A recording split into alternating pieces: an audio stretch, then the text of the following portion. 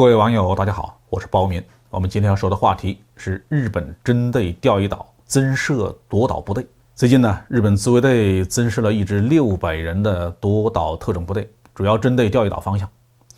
这是日本第3支水陆机动联队。这支部队呢，原本是要部署在北海道的，因为那里的训练环境呢更完善。但日本为了钓鱼岛向中方施加更大的压力，同时为了和驻扎在佐世保的现有部队以及冲绳驻日美军加强合作，最终决定呢将这支部队部署在长崎县。2018年，日本在陆上自卫队下面呢增设了2期作战部队，起名水陆机动团，其实呢就是海军陆战队。这支部队计划部署在九州或者是西南诸岛，主要任务是2期作战和夺岛。部队总规模3000人，预计2024年完成部署。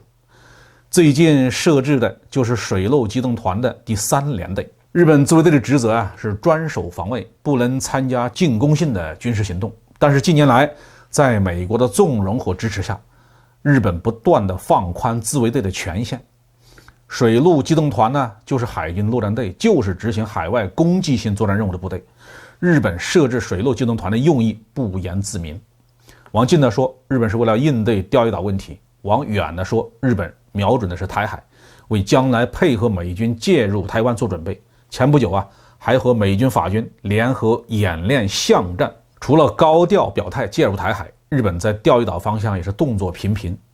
针对中国新实施的海警法，日本海上保安厅公然威胁要向中方进行危害射击。日方还扬言要派遣自卫队进入钓鱼岛海域。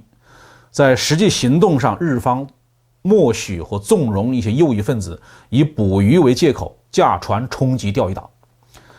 对于日方的这些挑衅行为中国给予了坚决的反制。中国海警在钓鱼岛海域拦截追逐擅自闯入的日本右翼的船只，坚决将他们驱离。针对日方的挑衅言论呢，中方也连出重拳。4月26号，中方公布钓鱼岛及其附属岛屿地形地貌调查报告，通过详细的数据向世界宣示中方对钓鱼岛的有效控制。同时中国的海警船提高了进入钓鱼岛领海的频率。5月24号，中国5000吨级的海警船再次进入钓鱼岛领海巡航。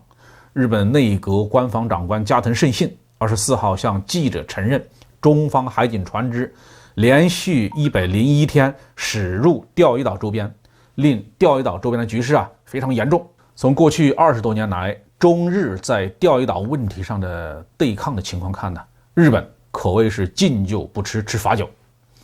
中国本来提出的是各自争议，共同开发，但是日方呢一意孤行，执意挑起构岛风波。现在呢仍然不吸取教训，一再挑战中方的忍耐的底线。设置什么水陆机动团这样的夺岛特种部队，那中方能不采取反制措施吗？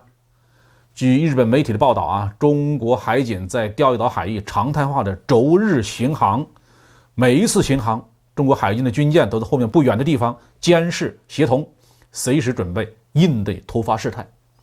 中国的海警船大多装备了机炮近年来更有不少的海警船就是由海军退役的舰艇直接转隶过来的。中国的海警法也允许海警船在必要的时候动用武器。